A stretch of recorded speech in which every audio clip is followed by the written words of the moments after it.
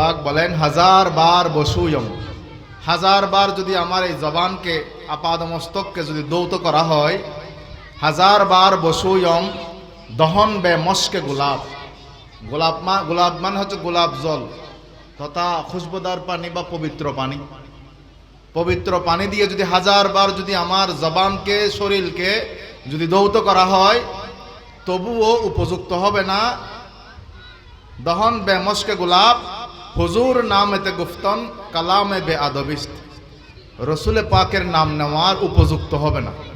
সুবহানাল্লাহ। তো গৌসে পাকের মুআদ্দব আদব যদি এরকম হয়, তাহলে রসুলে পাকের শানে দরুদ শরীফ পড়ার সময় আমাদের ভদ্রতা, আদব, শিষ্টাচারিতা নিশ্চয় এটা অনেক ঊর্ধ্বে রাখতে হবে। কথা বলেন ঠিক কিনা? তাহলে আমরাও রসুলে পাকের দরুদ শরীফ যতক্ষণ পড়ব, একটু সবাই নম্রতার সাথে, ভদ্রতার সাথে, যারা আশেপাশে আলোচনা করতে চাচ্ছে, আলোচকের আলোচনা না শুনে নিজে নিজে আলোচনা করতে চাচ্ছে, ওনাদেরকে স্টেজে পাঠিয়ে দিবেন আর কি, যে তোমরা স্টেজে আসো, আলোচনা করো।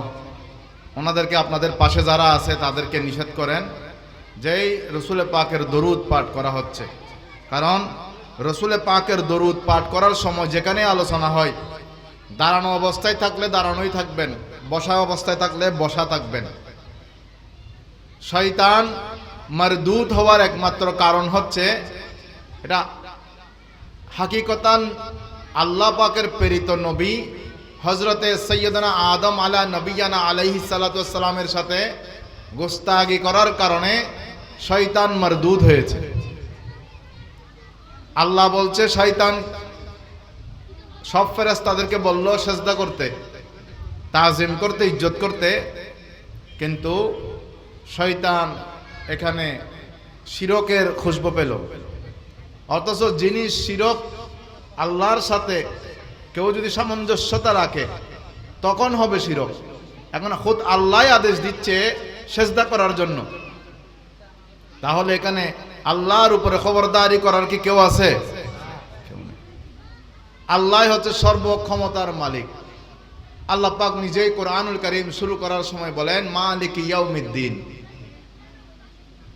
আল্লাহ পাক এমন এক দিনের মালিক যেই দিন পৃথিবীর উপরে নিচে, পুরনো, বর্তমান এবং ভবিষ্যতে যত ক্ষমতাধর মালিক আসবে সমস্ত মালিকের উপরে মালিক, সমস্ত ক্ষমতাধরদের উপরে ক্ষমতাধর। এবং আল্লাহ পাক এমন ক্ষমতাধর এটা কখনো শেষ হবে না। যেমন সূরাতুল ইয়াসিনের শরীফের মধ্যে রয়েছে, যখন একটা ফুৎকার দেওয়া হবে সবাই ধ্বংস হয়ে যাবে, আর আল্লাহ পাক শুধুমাত্র গায়েব থেকে একটি আওয়াজ দিবে যে এমন কোন অহংকারকারী আছেন যারা মানুষকে মানুষ মনে করতেন না? কারা এমন আছো যারা সামান্য টাকা পয়সা বা কয়েকটা জায়গার মালিক হওয়ার পরে বা কয়েকটা ভাড়া ঘরের মালিক হওয়ার পরে মানুষকে তাচ্ছিল্য করতে, তুচ্ছ মনে করতে, এরকম কারা আছো? আজকে একটু উঠে দাঁড়াও। পাওয়ার নাই। কথা বলেন ঠিক কিনা? সেদিন কোন মালিকের পাওয়ার কাজ হবে না, একমাত্র মালিককে আল্লাহ পাক। আল্লাহ পাক 3 বার বলবে, পৃথিবীর কোন মালিক সেদিন দাঁড়ানোর আল্লাহ পাকের মুখোমুখি হওয়ার ক্ষমতা নাই। এরপরে আল্লাহ পাক হাকিকতান ইসরাফিল আলাইহিস সালামকে আদেশ দিবেন যে যিনি রূহ কবজকারী ফেরেশতা হযরতে আজরাইল আলাইহিস সালামকে আদেশ দিবেন যে আর কেউ আছে? তিনি বলবে আর কেউ নাই। আল্লাহ বলবে আমি তো দেখছি তুমি আছো, তা আজকে তোমার রূহ কবজ। কুল্লু নাফসিন যায়িকাতুল মাউত, প্রত্যেকের মৃত্যুর স্বাদ গ্রহণ করে নাও। ফেরেশতা তুমিও করে নাও। ফেরেশতাও গ্রহণ করবে এবং আজরাইল ইসলামের ওই ব্যথার যন্ত্রণা, রূহ বের হওয়ার ব্যথার যন্ত্রণায়, বলে গর্তের ভিতরে ফিবরা থাকলে ফিবরাও মারা যাবে।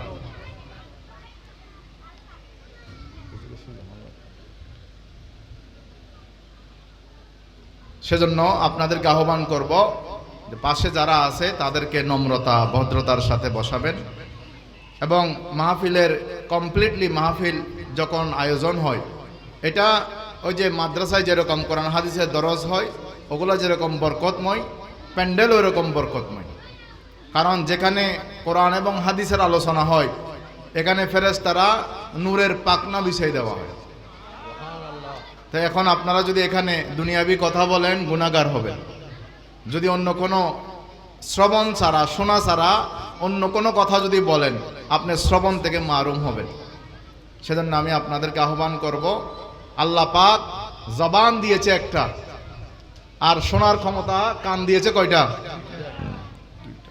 তার মানে বেশি বেশি শুনতে হবে। দুইটা দেওয়ার মানে কি? কথা বেশি শুনতে হবে, আর একটা দেওয়ার মানে হচ্ছে কম বলতে হবে। সেজন্য কথাই আছে, কম কথা কম বল, বেশি কথা বেশি বল। আপনি যত কম কথা বলবেন পরিবারেও আপনি মর্যাদাবান হবেন, সমাজেও মর্যাদাবান হবেন, স্ত্রীর কাছেও মর্যাদাবান হবেন, শ্বশুর বাড়িতেও মর্যাদাবান হবেন। ক্লাসরুমে যদি টিচারি করে থাকেন ছাত্রদের কাছেও মর্যাদাবান হবেন। যদি কর্মস্থানে যদি কম কথা বলার অভ্যাস থাকে তাহলে আপনার দিন দিন মান মর্যাদা বাড়বে। আর আপনার যে জ্ঞান নাই সে জ্ঞানও যদি কথা বলেন দেখবেন আস্তে আস্তে আপনার মানটা ডাউন হবে। পরীক্ষা করে দেখিয়ে নেন, যত কম কথা তত ইজ্জত বেড়ে যায়। জোরে বলেন না সুবহানাল্লাহ। সেজন্য আল্লাহ কান দুইটা দিছে, বেশি বেশি শোনার অভ্যাস করেন। ঘরে যা আলোচনা হয় তা শুনবেন, মাহফিলে 10 দিন ব্যাপী যা আলোচনা হয়েছে শুনবেন, পরিবারে সমাজে শোনার অভ্যাস করবেন। ইন টোটাল কেউ আপনার উপর রেগে গেছে সব কথা শোনার অভ্যাস করেন। বেশি বেশি শুনবেন, কম কম বলবেন, দেখবেন ইনশাল্লাহ শান্তি এবং আপনার মর্যাদাও বেড়ে যাবে। আল্লাহ আমাদের সবাইকে বোঝার তৌফিক দান করুন। একটু মহাব্বতের আওয়াজে দরুদ পড়েন। আল্লাহুম্মা সাল্লি আলা মাওলানা মুহাম্মদ ওয়া আলা আলি মাওলানা। নূর নবীজির গোলাম আমি, প্যারা নবীর গোলাম। নূর নবীজির গোলাম আমি, প্যারা নবীর গোলাম। সেই নবীকে জানাই আমরা হাজারো সালাম। সেই নবীকে জানাই আমরা হাজারো সালাম। দয়াল নবীর কাছে এলো আবু জাহেল নিজে, মোটর ভিতর পাথরে নিয়ে বলে যে কি আছে। মোটর ভিতর পাথরে নিয়ে বলে যে কি আছে। ওই পাথরে বলে দিলেন আল্লাহ নবীর নাম। ওই পাথরে বলে দিলেন আল্লাহ নবীর নাম। সেই নবীকে জানাই আমরা হাজারো সালাম। সেই নবীকে জানাই আমরা হাজারো সালাম। নূর নবীজির গোলাম আমি, প্যারা নবীর গোলাম। নূর নবীজির গোলাম আমি, প্যারা নবীর গোলাম। সেই নবীকে জানাই আমি হাজারো সালাম। নূর নবীকে আঘাত করে কাফের আবু লাহাব। সূরা লাহাব নাজিল করেন মহান আল্লাহ পাক। সূরা লাহাব নাজিল করেন মহান আল্লাহ পাক। আল্লাহ তাআলা বাড়িয়ে দিলেন নূর নবীজির শান। আল্লাহ তাআলা বাড়িয়ে দিলেন নূর নবীজির শান। সেই নবীকে জানাই আমরা হাজারো সালাম। নূর নবীজির গোলাম আমি, প্যারা নবীর গোলাম। নূর নবীজির গোলাম আমি, প্যারা নবীর গোলাম। সেই নবীকে জানাই আমরা হাজারো সালাম। সেই নবীকে জানাই আমরা হাজার। নূর নবীকে দাওয়াত দিলেন আল্লাহ তাআলা নিজে মেরাজেতে নিয়ে গেলেন জিবরিল আমিন এসে। আরশ মুআল্লায় আছে ওই নবীজির শান, আরশ মুআল্লায় আছে ওই নবীজির শান। এই নবীকে জানাই আমরা হাজারো সালাম। নূর নবীজির গোলাম আমি, প্যারা নবীর গোলাম। নূর নবীজির গোলাম আমি, প্যারা নবীর গোলাম। সেই নবীকে জানাই আমি হাজারো সালাম। সেই নবীকে জানাই আমি। নামাজ হলো মুমিনেরই জান্নাতের চাবি। নূর নবীকে ভালোবাসা ইমানের দাবি। নূর নবীকে ভালোবাসা ইমানের দাবি। নবীজিকে ভালোবাসো আল্লাহ তাআলার কালাম। নবীজিকে ভালোবাসো আল্লাহ তাআলার কালাম। সেই নবীকে জানাই আমরা হাজারো সালাম। নূর নবীজির গোলাম আমি, প্যারা নবীর গোলাম। নূর নবীজির গোলাম আমি, প্যারা নবীর গোলাম। সেই নবীকে জানাই আমরা হাজারো সালাম। সেই নবীকে জানাই আমরা হাজারো সালাম। মুহতারাম হাজরিন, সামাইনে কেরাম, সম্মানিত আশিক রসুল, আজ আন্তর্জাতিক 10 দিন ব্যাপী পবিত্র শাহাদাতে কারবালা মাহফিলের সমাপনী দিবসের সভাপতি, অত্র হামিদচর কেন্দ্রীয় মসজিদের সম্মানিত খতিব, যিনি এক সময় বিদেশেও একটি সুনামধন্য মসজিদের মধ্যে ইমামত করেছেন। আল্লাহ হুজুরের হায়াতের মধ্যে কোটি কোটি গুণ বরকত দান করুক। এবং অত্র এলাকার দীর্ঘদিন যাবৎ খেদমতের মধ্যে রয়েছেন। আজকের মাহফিলের যিনি সভাপতি, 10 দিনব্যাপী মাহফিলের সমাপনী দিবসের সভাপতি এবং বিশেষ বক্তা হিসেবে যিনি উপস্থিত থাকবেন,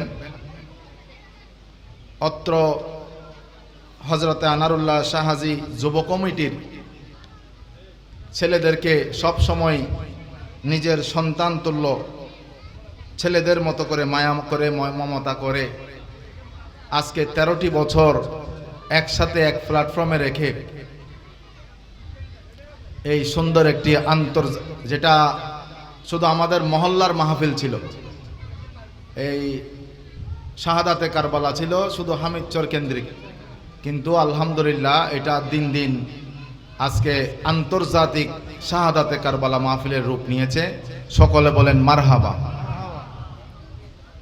শুধু এই বছর আপনারা একটা আন্তর্জাতিক বক্তা দেখেছেন, ইনশাআল্লাহ সহযোগিতা অব্যাহত রাখলে আপনারা যেভাবে আসতেছেন, উপস্থিত থাকতেছেন, 10 দিন ব্যাপী মাহফিলের ধৈর্য ধারণ করেছেন, প্রতিদিন স্বতঃস্ফূর্তভাবে এই মাহফিল শ্রবণ করেছেন, ইনশাআল্লাহ যদি আমলেও পরিবর্তন হয়ে যায় আপনাদের, আমি আশা করছি আগামীতে একাধিক আন্তর্জাতিক মানের বক্তাগণ ইনশাআল্লাহ এই মাহফিলে আসতে সম্মতি হবেন। আমাদের মাহফিল কমিটিও তাদের এই মাহফিল আস্তে আস্তে আন্তর্জাতিক মানের রূপ নিবে সে আশা ব্যক্ত করছি। এবং এই মাহফিলের যারা কর্ণধার যারা রয়েছেন, কমিটির সদস্যরা, সভাপতি থেকে শুরু করে একেবারে সাধারণ নতুন সদস্য পর্যন্ত সবাইকে সবসময় যিনি গাইডলাইন করেন তিনি হচ্ছেন অত্র হামিদচর কেন্দ্রীয় জামে মসজিদের সম্মানিত খতিব আল মুকাররম হযরতুল আল্লামা জনাব মাওলানা আজিজুল হক আল কাদরি সাহেব দামাত বরকাতুহুল আলিয়া। আজকে তিনি বিশেষ বক্তা হিসেবে উপস্থিত থাকবেন এবং প্রধান বক্তা হিসেবে উপস্থিত থাকবেন সুন্নি জগতের অহংকার, ঐতিহ্যবাহী চট্টগ্রামের অন্যতম উরকিচ্চর মোহাম্মদিয়া গৌসিয়া সিনিয়র মাদ্রাসার সুনামধন্য সফল অধ্যক্ষ আলহাজ মাওলানা মোহাম্মদ হাসান রাজা আল কাদরি সাহেব দামাত বরকাতুল আলিয়া, এবং যিনি আজকের 10 দিন ব্যাপী মাহফিলের যিনি প্রধান আকর্ষণ, আজকে মেহমানে আলা, ভারত থেকে আগত কৌকাসা শরীফ উত্তরপ্রদেশের খানকায়ে ফরিদিয়া, যিনি সজ্জাদানশীল দরবারে আলিয়া আশরাফিয়ার বিশ্ববরণ্য আলেমে দ্বীন হুজুর শাহ মোহাম্মদ সৈয়দ মোহাম্মদ ফৈজান আশরাফি আল জিলানি মদ্দাজিল্লুহুল আলী, এবং মঞ্চ উপবিষ্ট আছেন অত্র এলাকার সম্মানিত ব্যক্তিবর্গ।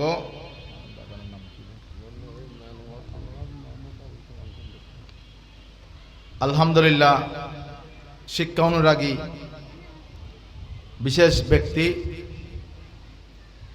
সমাজের অভিভাবক আলহাজ আবুল কালাম কন্ডাক্টর সাহেব,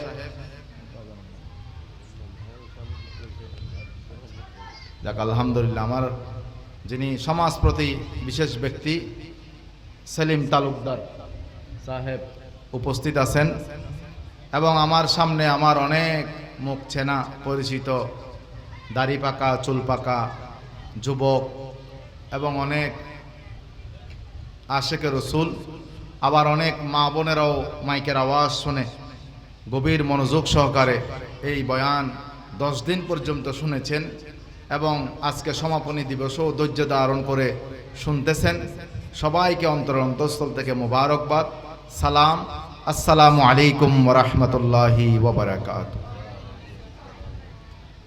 আমি আমার বয়ান শুরু করার সময় একটি খুতবার সাথে একটি কোরআনুল কারীমের আয়াতে কারিমা পড়ে ফেলেছি। যারা আপনারা কোরআনুল কারীমের হাফেজ ওনারা ধরতে পেরেছেন, এটা হচ্ছে সূরাতুন নিসার 65 নম্বর আয়াত। বিশ্ববিখ্যাত অনুবাদ গ্রন্থ কানজুল ঈমান থেকে অনুবাদটি হচ্ছে এরকম যে আল্লাহ পাক প্রতিপালকের আপন নিজের শপথ করে মানুষকে বলছেন নবী পাককে দ্বারা যে ফালা ওয়া রাব্বুকা লা ইউমিনুন, বলতেছে তারা ততক্ষণ পর্যন্ত মুমিন হবে না যতক্ষণ না নিজেরা পারস্পরিক ঝগড়া বিবাদ করে, কিন্তু ওই ঝগড়া বিবাদের ফয়সালাকারী হিসেবে আপনি রসুলকে বিচারক হিসেবে না মানে। তার মানে রসুল পাকের যুগে সেই সময় রসুল পাককে এই আয়াতে কারিমা বলেছেন, মানে এটা সাহাবা ইকরামকে শোনাইয়েছেন। দুইজনের মধ্যে যখন বিবাদ হয়, বিবাদে নিজেরা কোনরূপ কারো পক্ষপাতিত্ব না করে রসুল পাককে যেই বিচার করে দিবে সেই বিচার মেনে নেওয়া, যিনি মেনে নিবেন তিনি হচ্ছেন মুমিন। জোরে বলেন সুবহানাল্লাহ। আর যিনি মানতে পারবে না, লা ইউমিনু, এই মুমিন হতে পারবেন। এখন আমাদের সময়ে এই আয়াতে কারিমার অনুবাদটা কেমন হবে? আমাদের সময়েও এই আয়াতে কারিমার মাশাআল্লাহ অনেক সুন্দর ব্যাখ্যা আমার গৌসে পাক করেছেন। উনি এক জায়গায় যেমন রসুলে পাকের দোহাই দিয়ে কোনো বান্দা যদি আপনার কাছে ঋণ নিয়েছে, বলছে আমি আমার রসুলের কসম আমাকে 1 মাস সময় দেন, আমি আপনার টাকাটা ফেরত দিয়ে দেব। আয়াতে কারিমার অনুবাদে বলছে যেই রসুলের দোহাই দিয়েছে ওকে তুমি সুযোগ করে দাও। এখন তো আমরা তো মসজিদে গিয়ে কসম করার পরেও টাকা দিই না, মসজিদের ভিতরে ঢুকে কসম করি। আবার অনেক সময় নিজে হজ করেছে, তো আমি মক্কা দেখেছি মদিনা দেখেছি শপথ করে বলতেছি এগুলা বিক্রি করে ফেলে, মানে মক্কাও বিক্রি করে ফেলছে, মদিনাও বিক্রি করে ফেলছে, কিন্তু টাকা দেওয়ার নাম নাই। তো খালি যিনি ঋণ দিয়েছে ধর্ম উনি বুঝলে হবে না, ধর্ম যিনি ঋণ নিচ্ছে তাকেও বুঝতে হবে। কথা বলেন ঠিক কিনা? ইন টোটালি দুইজনকেই ধর্ম বুঝতে হবে। তো কথায় আছে, সুরে শুনে না ধর্মের কাহিনী। ধর্মে যত সুন্দর সুন্দর বয়ান আছে সবগুলাতে ঠিকও বলে, সুবহানাল্লাহ ঠিক আছে, আলহামদুলিল্লাহ ঠিক আছে, কিন্তু মানার সময় যেই কথা নিজের উপরে যখন চলে আসে তখন আর মানে না আর কি। এটাই হচ্ছে আমাদের বর্তমান সময়ের বড় একটি কালচার, বড় একটা দুর্ভাগ্য আমাদের। যেই সময় ঠিকই চলতেছে, কোরআনও ঠিক আছে, হাদিসও ঠিক আছে। ছোটবেলায় যখন আমরা মক্তবে বা আমাদের মাদ্রাসায় যখন পড়ি, হুজুর যখন বয়ান করে, কিয়ামতের আলোচনা করে, তো বলতেছে কিয়ামতের আগে আগে কোরআন উঠে যাবে, কোরআন উঠে যাবে। তখন আমরা ভাবতাম এই উঠে যাওয়ার মুহূর্তটা কিভাবে হয় একটু দেখতাম। কোরআন যে উঠে যাবে, এটার উঠে যাওয়ার মুহূর্তটা যদি একটু দেখতাম। আসলে কোরআন উঠে যাবে না। কোরআন যিনি পড়াতে জানেন এরকম ব্যক্তি যখন মারা যাবে, দেখবেন এরকম পড়াতে পারে এরকম আরেকটা আলেম খুঁজে পাবেন না। কোরআন বুঝে এরকম আরেকটা ব্যক্তি খুঁজে পাবেন না। যিনি সুন্দর বুঝাতে জানেন এরকম একটা বক্তা যখন মারা যাবে, আরেকটা বক্তা এরকম পাওয়া যাবে না। যেমন এখন যুগে যুগে অনেক বড় বড় আলেম মারা যাচ্ছে। তো এখন আলেম মারা যাচ্ছে, কিন্তু আলেমের পর আলেম, এরকম ভালো আলেম আর উঠতেছে আর উঠতেছে। হিসাব করে দেখেন, এই বিগত করোনা থেকে শুরু করে কতগুলা ভালো ভালো মুফতি, মুহাদ্দিস, মুফাসসির, অধ্যক্ষ, বড় বড় বুজুর্গ ব্যক্তি মারা গেছেন, কিন্তু এর পরিবর্তে কোনো আলেম উঠে নাই। এইরকম কোনো বুজুর্গ ব্যক্তি আর পাওয়া যাচ্ছে না। যদিও বা একটা দুইটা দেখা যায়, কিন্তু এগুলো আমাদের মানুষের তুলনায় অনেক কম। সেজন্য অনেক সময় দেখা যায় ভালো বক্তা একই রাতে 4-5টা মাহফিল। কারণ কেন? আলেমের অভাব, ভালো আলেমের অভাব। তো ওই আলেম যেটা ভালো সেটা সবাই খুঁজে, টাকা বেশি হলেও খুঁজে, সময় বেশি হলেও খুঁজে। তো এখন ওই আলেম আর কি করবে, উনি করতে করতে করতে করতে মাহফিল এক রাতে 4টা-5টা, অনেক সময় ফজর হয়ে যাচ্ছে। মানুষকে শুধু দিনের কাজ করতেছে। আবার অনেকে আমরা বুঝি না, ভাবে যে হুজুর খালি টাকাই কামায়, হুজুরের কাছে 4টা-5টা মাহফিল, হুজুরে অনেক টাকার মালিক, এরকম না। আলেমদের কাছে টাকা থাকলে এগুলা দিনের কাজে খরচ হয়। আলেমদের কাছে টাকা থাকলে দিনের কাজে খরচ হয়। আলেমের কাছে যখন টাকা থাকে, আলেম ভাবে যে একটা যদি বিদেশে গেছে বা কোথাও গেছে, একটা সুন্দর একটা উর্দু বই দেখছে, ইস এটা যদি আমার দেশের মানুষকে যদি বাংলা করে যদি একটু পৌঁছা দিতে পারতাম। এখনো পর্যন্ত আলেমরা মসজিদ মাদ্রাসাগুলা চালাই বলে এখনো দিন টিকে আছে।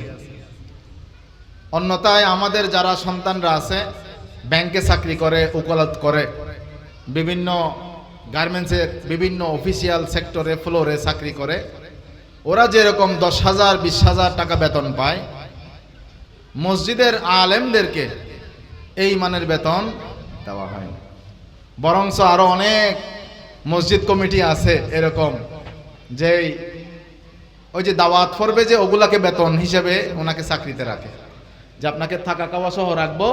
তারপরে এলাকায় এলাকায় অনেক দাওয়াত আছে, মহরমের সময় ফাতেহা আছে, শবে বরাতের সময় ফাতেহা আছে, মুরগি জবাই করবেন, শবে কদরের সময় ফাতেহা আছে, গরু জবাই করবেন কুরবানির সময়, রমজান মাসে তো আপনার কি আছে, তারাবির নামাজ পড়াবেন, পড়ালেও টাকা পাবেন, না পড়ালেও একটা বকশিস পাবেন। তো মোটামুটি আপনার প্রতি মাসে একটা 5-10 হাজার টাকার উপরে পড়বে। কোথায়? টাকা মানুষের পকেটে পকেটে। তো ওগুলা মানুষের পকেটে পকেটে ওই টাকা ইমাম সাহেবের বেতন ধরছে যে ওগুলা। এই আমাদের চট্টগ্রাম শহরে এই চাঁদগাঁওতে আছে এরকম মসজিদ, মানে এখনো খতিব, মুয়াজ্জিন, ইমাম, ওনারা এখনো ঘরে ঘরে গিয়ে ওনাদের নিজেদের বেতনটা তুলে। অত্যন্ত লজ্জার। অথচ আলেমরা, আলেম শব্দ ইমাম, নেতা, আলিম শব্দের অর্থ জ্ঞানী। আমরা জ্ঞানীদেরকে কদর না করলে তো আমাদের জ্ঞানী উঠবে কোত্থেকে? আমাদের যাদের ঘরের মধ্যে যারা টাকা পয়সা আছে, অর্থকরী আছে, আমি ওনাদেরকে আহ্বান করব, আলেম আপনাদের ঘরের থেকে বানান। কারণ বেশিরভাগ দেখা যায় গরিব মানুষের ছেলেদেরকে মাদ্রাসায় পড়ানো হয়।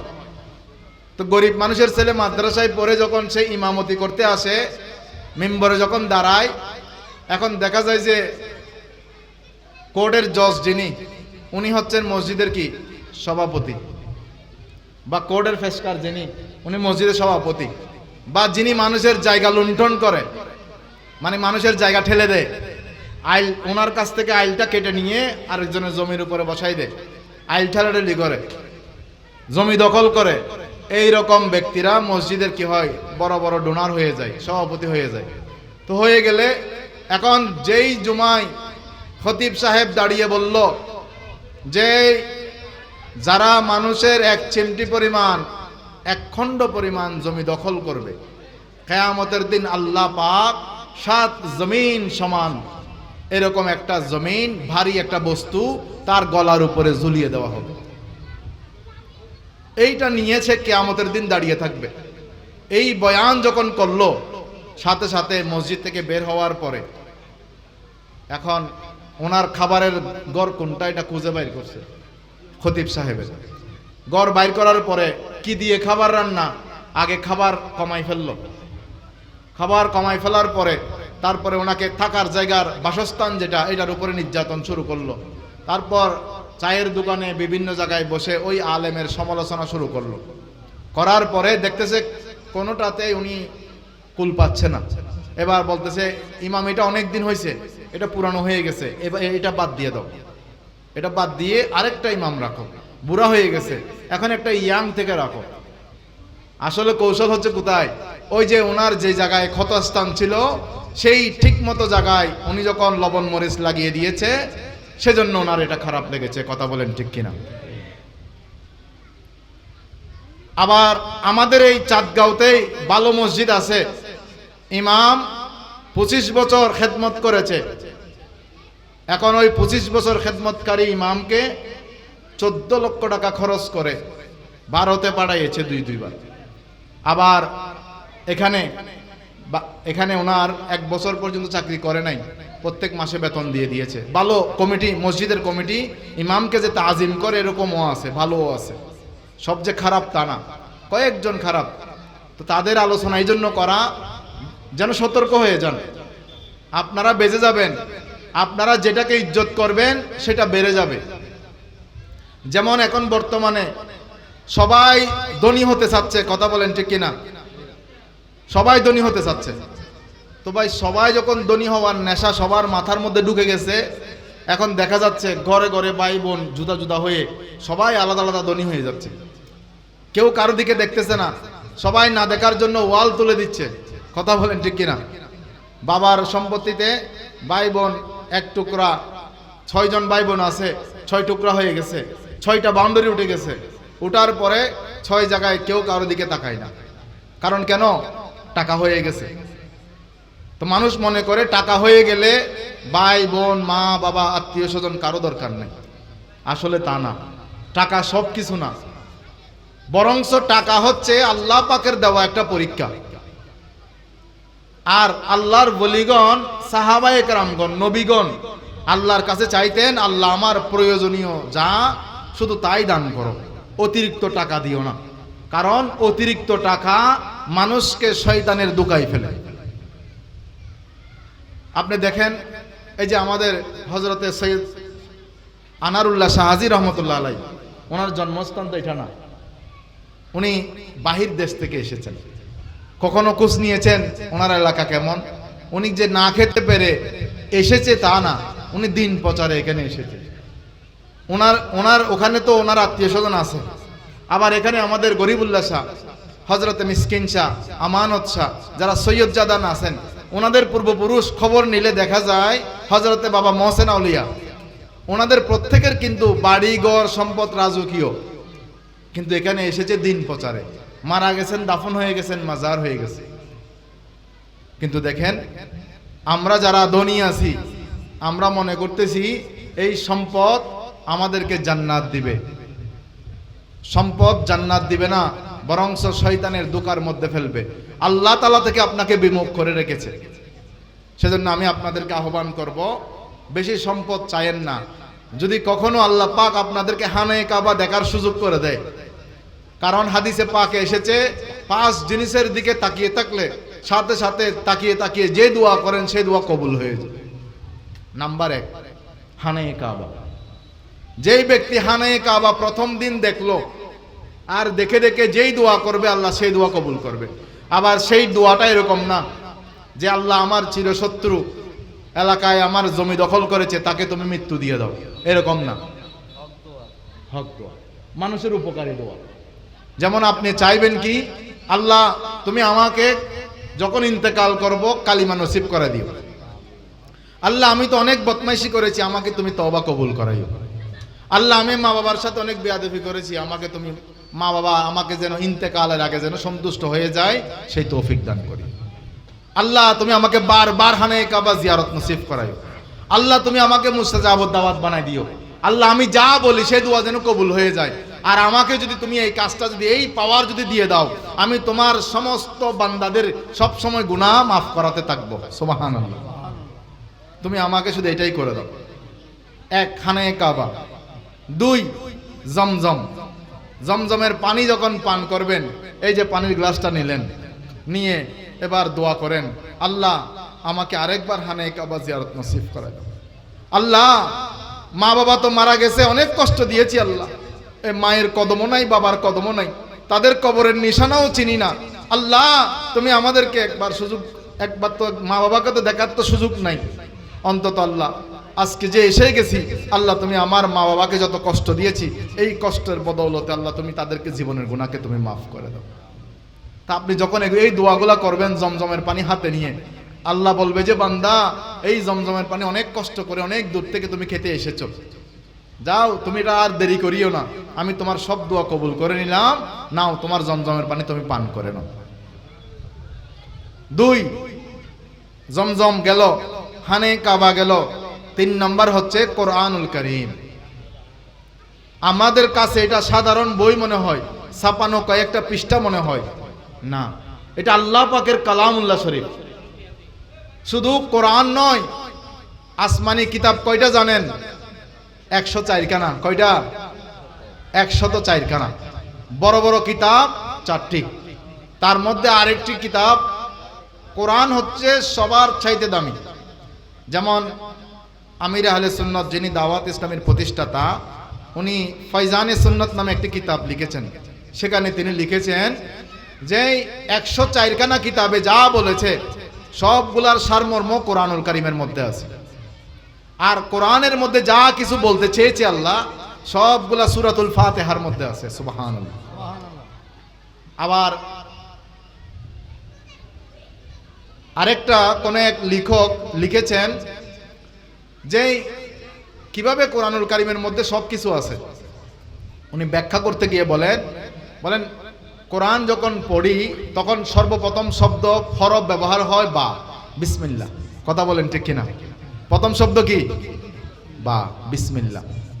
এরপরে সর্বশেষ হরফ হচ্ছে, আয়াত হচ্ছে মিনাল জিন্নাতি ওয়ান নাস। তাহলে ওয়ান নাস ওখানে হচ্ছে সিন, তাহলে প্রথমে আছে বা, শেষে আছে সিন। বা আর সিন মিলে চট্টগ্রামের একটা ভাষা আছে বাস। বাস মানে যথেষ্ট, এনাফ। মানে কোরআন আল্লাহকে চিনার জন্য, রসুল পাকের মান মর্যাদা বুঝার জন্য কোরআন হচ্ছে যথেষ্ট। সুবহানাল্লাহ। মানে কোরআনের বাইরে আর কোথাও যাইতে হবে না, কোরআনই যথেষ্ট আল্লাহ পাকের ক্ষমতা বোঝার জন্য। জোরে বলেন না সুবহানাল্লাহ। এই 104 খানা কিতাবের মধ্যে একটি কিতাবের নাম হচ্ছে তাওরাত। কি কিতাব? তাওরাত কিতাব। এই তাওরাত কিতাব হযরতে মূসা আলা নবিয়্যিনা আলাইহিস সালাতু ওয়াস সালামের উপরে নাজিল হয়েছে। ওনার এক উম্মত, ওনার কাটুরের কাজ করত, মানে বন থেকে গাছ কাটত, গাছ কেটে বাজারে বিক্রি করত। এটার টাকা দিয়ে ঘরের আসবাবপত্র যা কিছু লাগে ওইগুলা ক্রয় করত। আর রাত যখন হতো তখন ওই কি করত, তাওরাত শরীফটা বাসার মধ্যে খুলে খুলে পৃষ্ঠা উল্টাতো, কিন্তু পড়তে জানে না। তাওরাত পড়তে জানে না, কিন্তু পৃষ্ঠা উল্টায় আর মনে মনে বলে, আল্লাহ এটা যে তোমার কালাম এটা আমি মেনে নিলাম, কিন্তু এটা আমি পড়তে জানি না। আর চোখের পানি ছেড়ে দিয়েছে, বলতেছে আল্লাহ এটা আমার পড়ার ক্ষমতা নাই, আমি পড়তে জানি না, কিন্তু এটা যে তোমার কালাম, এই কথাগুলো যে সত্য, এগুলো আমি বিশ্বাস করলাম। আর কিছুই না, আর কোনো ইবাদত নাই, শুধু এই কাজটা করে প্রতিদিন, তাওরাত কিতাব খুলে খুলে শুধু এই কাজটাই করে। এখন ওই ব্যক্তি একদিন রাতে ঘুমালো, তার চামড়ার চক্ষুগুলো বন্ধ হলো, সাথে সাথে তার কলবের চোখ খুলে গেছে, এবং সাথে সাথে সেই চোখ খোলার সাথে সাথে সে দেখতে পেল ওই জামানার মূসা নবী, হযরতে মূসা আলাইহিস সালাম স্বপ্ন যুগে তার কলবের মধ্যে এসে তাকে মূসা ইসলামের কালিমা নসিব করিয়ে দিয়েছে। আর ওইদিকে মূসা ইসলামের উপরে আয়াত নাজিল হয়েছে যে মূসা, আমার এক বান্দা কাটুরে, সে মারা গেছে পাহাড়ের উপরে, তুমি যাও তার জানাজা পড়াও, তাকে কাফন দাফনের ব্যবস্থা করে দাও। এখন মূসা ইসলাম আল্লাহ পাকের আদেশ এটা মানার জন্য গেলেন, আর ওনাকে কাফন দাফন যা যা করার ওনার শেষ কাজ সব কিছু করলেন। করার পরে ওনার কৌতূহল জাগলো যে এই কাটুরের এমন কি আমল ছিল যার কারণে আল্লাহ তাওরাতের মধ্যে আয়াতে কারিমা নাজিল করেছে। ওনার স্ত্রীকে জিজ্ঞেস করলো যে আপনার স্বামীর দৈনন্দিন রুটিনটা একটু বলেন, সে সারাদিন কি করতো? তো বলতেছে সে প্রতিদিন সকালবেলা কাঠ কাটতো বনের মধ্যে, আর বিকালবেলা সেগুলা হাটে বিক্রি করত। ওগুলা বিক্রি করে যে সমস্ত টাকা উপার্জন করত, ওই টাকাগুলা নিয়ে এসে সে কি করত, এখানে জিনিসপত্র কিনতো। আর রাতে রেস্টের টাইমে আমি যখন রান্নাবাটি করতাম, ওই টাইমে সেই তাওরাত শরীফ খুলে খুলে এটাকে মুছতো, পড়তে জানতো না, আর কান্না করত। আর সেই মাঝে মাঝে বলতো বাড়ি তালায়, এই কিতাব তো পড়তে জানি না, কিন্তু বরহক কিতাব, এটা আমি বিশ্বাস করি। এই কিতাব যে বরহক, এই কিতাব যে সত্য, আল্লাহ এটা আমি বিশ্বাস করলাম, কিন্তু এই কিতাব আমি তো পড়তে জানি না। আল্লাহ আল্লাহ তুমি আমার গুনাহ মাফ করো। আল্লাহ আমি এই কিতাব তাজিম করতেছি, ইজ্জত করতেছি, আমার দিলের খবর তুমি জানো। আল্লাহ এই কিতাব তোমার কথা, এখানে তোমার কালামুল্লাহ, এখানে তোমাকে তো আমি দেখতেছি না, কিন্তু আমি তোমার সব কথা মেনে নিলাম। শুধু এই কথাগুলো বলতো। তো বলতেছে এটাই আল্লাহর কাছে অত্যন্ত পছন্দ হলো, কারণ বান্দা যখন এক এক বান্দার এখানে অনেকের 40 বছর, অনেকের 30 বছর, 35 বছর, 50 বছরের মুরব্বী এখানে উপস্থিত আছে, কথা বলেন ঠিক কিনা? তো বান্দা 10 বছর নাবালেক অবস্থায় চলে গেছে, আর 40 বছর গুনাহ চলছে। তো বান্দা 40টা বছর দিনে গুনাহ করেছে, রাতে গুনাহ করেছে, ফজরে গুনাহ করেছে, জোহরের সময় গুনাহ করেছে, আসরের সময় গুনাহ করেছে, মাগরিবের সময় গুনাহ করেছে, ইশারের সময় গুনাহ করেছে, বরকতওয়ালা রাত জুমার দিন গুনাহ করেছে, বরকতওয়ালা মাস রমাদানুল মুবারকে গুনাহ করেছে, বরকতওয়ালা মাস যে শাহরুল হুরুম, যেগুলা মুহররম মাস, জিলহজ মাস, জিলকদ মাস, রজবুল মুআজ্জব মাস, এই বরকতওয়ালা মাসগুলোতেও বান্দা গুনাহ করেছে। 40টা বছর এভাবে গুনাহ করেছে, কিন্তু বান্দার হঠাৎ করে ভিতরে খৌফে খোদা জেগে গেল। ভিতর থেকে বান্দা যখন চিৎকার করে বলল, আল্লাহ 40 বছর গুনাহ করেছি, এইবার আমি তওবা করার জন্য তোমার দরবারে হাত তুলেছি। আল্লাহ বলতেছে বান্দার জন্য আল্লাহ অপেক্ষা করে আছে, যেই তুমি 40 বছর গুনাহ করেছো, আর আল্লাহ 40 সেকেন্ডের মধ্যে তুমি যখন একবার, মাত্র 4 সেকেন্ড লাগবে, তুমি একবার বলো ইস্তেগফার, আল্লাহর কাছে তুমি একবার বলো আল্লাহ আমি তওবা করছি। কিছু না বলেন, কোনো আরবি ইবারত না বলেন, কিছুই না বলেন, শুধু 4 সেকেন্ড খরচ করে আল্লাহকে একবার বলেন, আল্লাহ আমি আজকে তওবা করলাম, আল্লাহ আমি আজকে তওবা করলাম। 40 বছরের গুনাহ মুহূর্তের মধ্যে মাফ হয়ে যাবে।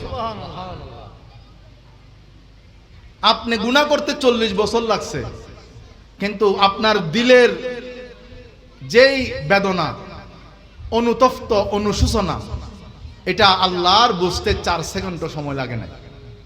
4 সেকেন্ডের মধ্যে আপনি বললেন আল্লাহ আমি তওবা করছি, আল্লাহ সাথে সাথে আপনার গুনাহ মাফ করে দিয়েছে। এখন এই কথা, এই বয়ান করার পরে অনেক বান্দা শয়তানের দোকার মধ্যে এখনো আছে, ভাবতেছে ঠিক আছে ইন্তেকালের আগে 4 সেকেন্ডের মধ্যে যদি বলি আল্লাহ আমাকে মাফ করে দাও, তখন আমাকে মাফ করে দিবে। আমি এখন গুনাহ করতেই থাকি। এটাই বুঝছেন? মুহূর্তের মধ্যে যদি এই রকম ধারণা যদি আপনার দিলের মধ্যে থাকে, মনে রাখবেন তওবা আপনার দিলে নেই, তওবা আপনার নসিব হবে না। কারণ আপনি এটা তওবা করার জন্য সময় বরাদ্দ করেন নাই, বরং আপনি আল্লাহ পাকের শানের উপরে বেয়াদবি করেছেন। আপনি আপনার ইন্তেকালের সময় আপনার উপর যে দয়া করা হতো, এহসান করা হতো, আপনি নিজেই সেটার উপরে বেয়াদবি করে, গুস্তাগি করে সেটা নষ্ট করে দিয়েছেন। সেজন্য আমি আপনাদেরকে আহ্বান করব, তাওরাত কিতাব যিনি তাজিম করেছেন, তার মর্যাদা যদি ঈমান নসিব হয়, জামানার নবী এসে যদি কালিমা পড়ায়, জামানার নবী এসে যদি জানাজা পড়ায়, তাহলে যে তাওরাতে যা কিছু আছে তার থেকেও গুরুত্বপূর্ণ কিতাবের নাম হচ্ছে কোরআনুল কারীম। সেই কোরআনকে তাজিম করলে, সেই কোরআনকে ইজ্জত করলে নিশ্চয়ই তার মর্যাদা আরো বেশি হবে। কথা বলেন ঠিক কিনা? কারণ সমস্ত 104 খানা কিতাবের সারমর্ম আল্লাহ পাক কোরআনুল কারীমের মধ্যে রেখেছেন। সেজন্য আজকে থেকে গড়ে নিজের সন্তানদেরকে, নিজের মেয়েদেরকে, নিজের স্ত্রীদেরকে, নিজের পুত্রদেরকে, নিজের নাতিদেরকে, নিজের ভাই বেরাদদেরকে যখনই দেখবেন বলবেন যে অন্তত কোরআন পড়ে যাও, সকালবেলা কোরআন পড়ে নাও। আর অনুবাদ সহ পড়তে পারলে তো আলহামদুলিল্লাহ। কারণ কোরআনুল কারীমের প্রতিটা হরবে হরবে, প্রতিটা হরকতে হরকতে, প্রতিটা নোক্তায় নোক্তায় আল্লাহ পাক সওয়াব দিয়েছেন। সুবহানাল্লাহ। কোরআন এমন একটি গ্রন্থ, এই কোরআনুল কারীমে দেখলে সওয়াব, পড়লে সওয়াব, শুনলে সওয়াব, যিনি পড়েন তাকে তাজিম করলে তারও সওয়াব। যেমন আমাদের মসজিদের ইমাম সাহেব, দেখবেন ইমামদের বেতন কম হতে পারে, কিন্তু ওনারা এই কোরআন পড়ার কারণে ওনাদের ফুয়ের বাতাসের অনেক দাম আছে। সুবহানাল্লাহ। এমনি কিন্তু করোনা কালে একে অন্যের বাতাস লাগবে বলে মাস্ক পরে থাকতো। কথা বলেন ঠিক কিনা? কিন্তু আলেমরা জারফুক কি বন্ধ হয়েছে? ডাক্তার কি জারফুক বন্ধ করতে পেরেছে? জারফুক বন্ধ হয়নি। কারণ কালামুল্লাহ শরীফ যখন পড়ে তখন এই কার্বন ডাইঅক্সাইড থাকে না, এটা তখন অলরেডি একটা শেফা হয়ে যায়। সুবহানাল্লাহ। অনেক করোনার সময় অনেক বান্দারা মাস্ক পরে পরে ঘুরতো, শ্বাস প্রশ্বাসের মধ্যে ভাইরাস চলে যাচ্ছে, কথা এরকম। কিন্তু আলেমদের কাছে আসলে, কারণ কালামুল্লাহ শরীফ যখন পাঠ করা হয় এখানে আর কার্বন ডাইঅক্সাইড এটা দূষিত থাকে না, এটা তখন নিষ্পাপ হয়ে যায়, এটা তখন শেফা হয়ে যায়। সুবহানাল্লাহ। সেজন্য নিজেরাও কোরআনুল কারীম পড়া অভ্যাস করবেন, সন্তানদেরকে পড়াতে অভ্যস্ত করাবেন। আর বাবারা যারা ঘরের মধ্যে এখনো মুরব্বী আছেন, আপনাদেরকে আহ্বান করব, আল্লাহ তাআলা আপনাকে মুরব্বী বানিয়েছে এমনি না। কিয়ামতের দিন যতদিন আপনি ঘরের মধ্যে পাওয়ার খাটাচ্ছেন, মানে আপনি যখন বলেন, হুকুমত করেন, এই পানি দাও, পানি চলে আসতেছে, আছে না এরকম ঘরে আপনার পাওয়ার? এই ঝাড়ু দাও, ঝাড়ু দিয়ে দিচ্ছে। ঘরে কোনো গোলাম নাই, বাঁধি নাই, ঘরের লোকেরাই আপনার আদেশ পালন করতেছে। বাচ্চারা সন্ধ্যাবেলায় হলে আপনাকে দেখলে লেখাপড়া করতে বসে যায়, বাইরে দুষ্টামি করলে দুষ্টামি করতেছে না। এই পাওয়ার যার হাতের মধ্যে আছে তাকে বলতেছি, কিয়ামতের দিন এই পাওয়ারের হিসাব আল্লাহ তাআলা নেবে। নারায়ে তাকবীর, নারায়ে রিসালাত, নারায়ে গাউসিয়া। মারহাবা। আজকের আমাদের সম্মানিত বিশেষ বক্তা, ঐতিহ্যবাহী চট্টগ্রামের অন্তর্গত হামিদচরের কেন্দ্রীয় জামে মসজিদের সম্মানিত খতিব আল মুকাররম, আলহামদুলিল্লাহ এই এলাকার সকলেরই পছন্দের ব্যক্তি। আমার নিজেরও ওনার আলোচনা অনেক সুন্দর লাগে, ভালো লাগে। আলহামদুলিল্লাহ হুজুরের উপস্থিতিতে আমাদের এই প্যান্ডেল আরও দামি হয়েছে, সম্মানিত হয়েছে। আমাদের শ্রোতাদের মধ্যে হাস্যোজ্জ্বল চেহারা দেখা যাচ্ছে।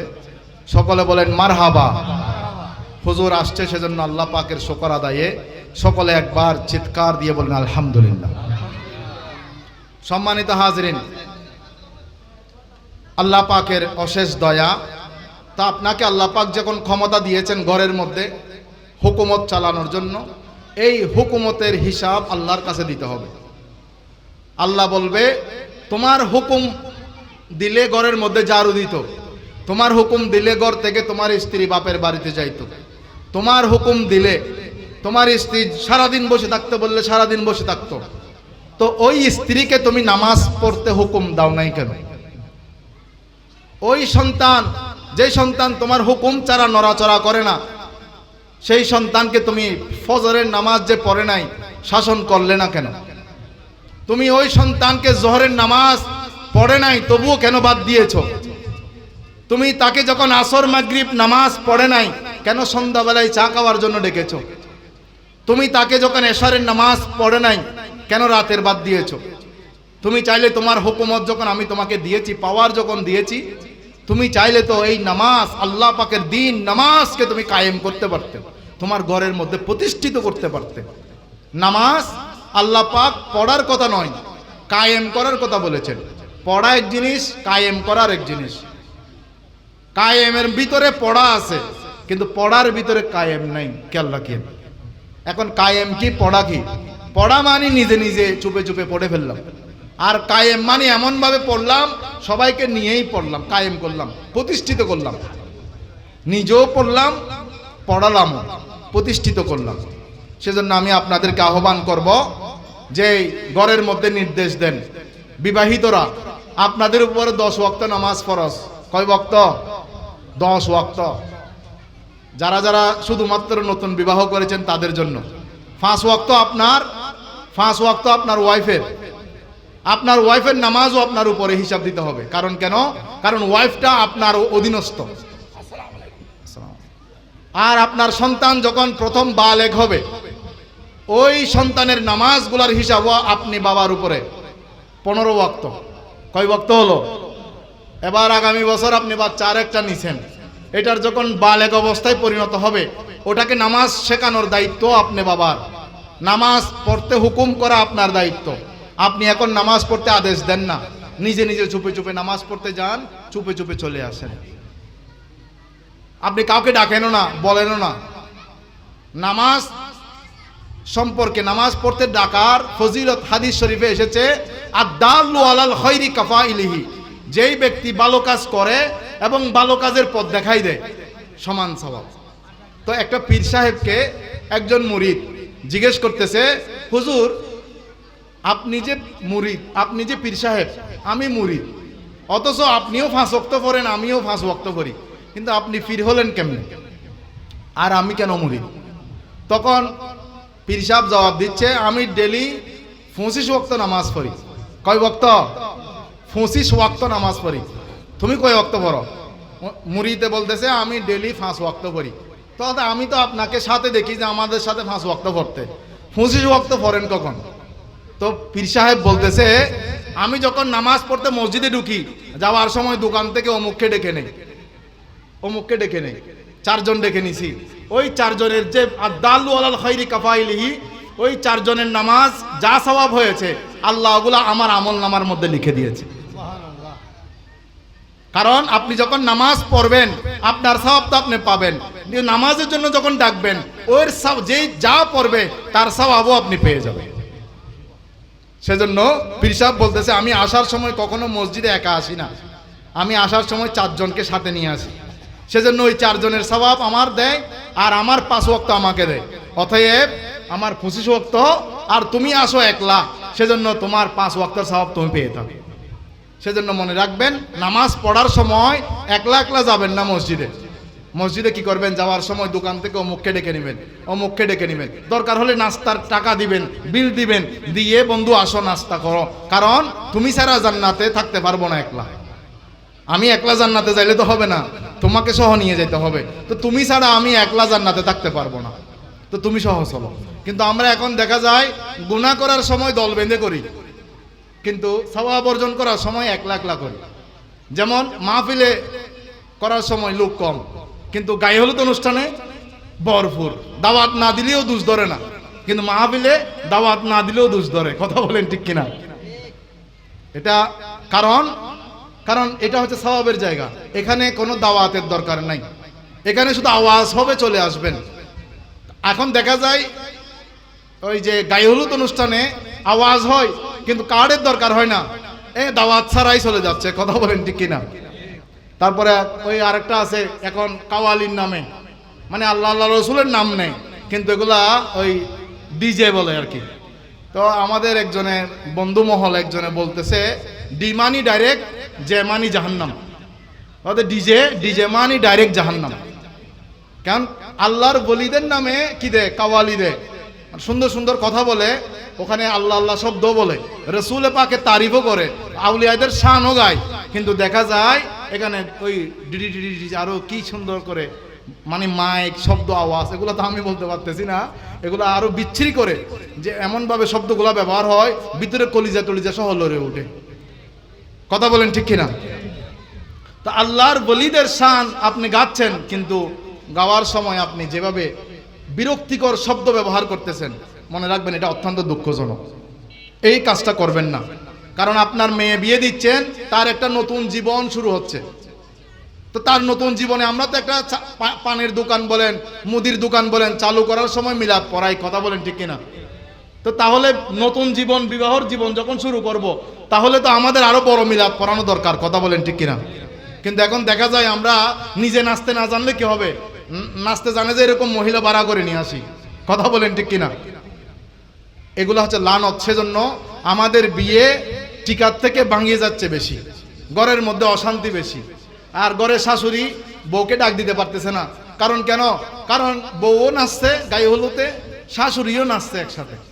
তো দুজন নাচার কারণে এখন কেউ কাউকে মানতেছে না, দুজনের কি হয়ে গেছে, দুজনের বেজ্জুত বিয়ের আগে হয়ে গেছে।